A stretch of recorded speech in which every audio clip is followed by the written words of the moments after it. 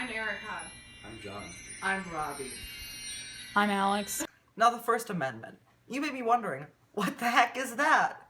Well, I'll tell you. The First Amendment consists of freedom of religion, freedom of speech, freedom of assembly, but today we're going to be talking about freedom of the press.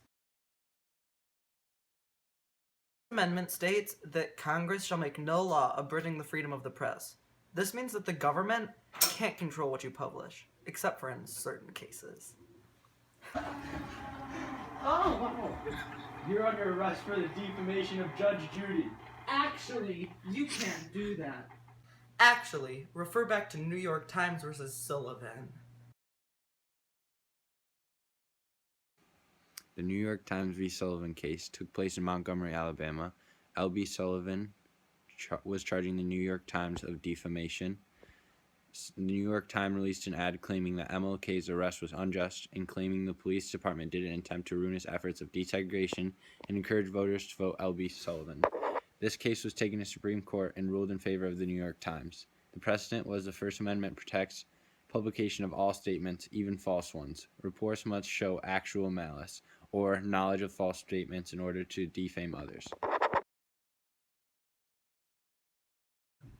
The Supreme Court ruled on the case of New York Times v. Sullivan that with public figures, the libel must show malice and intent to do real harm.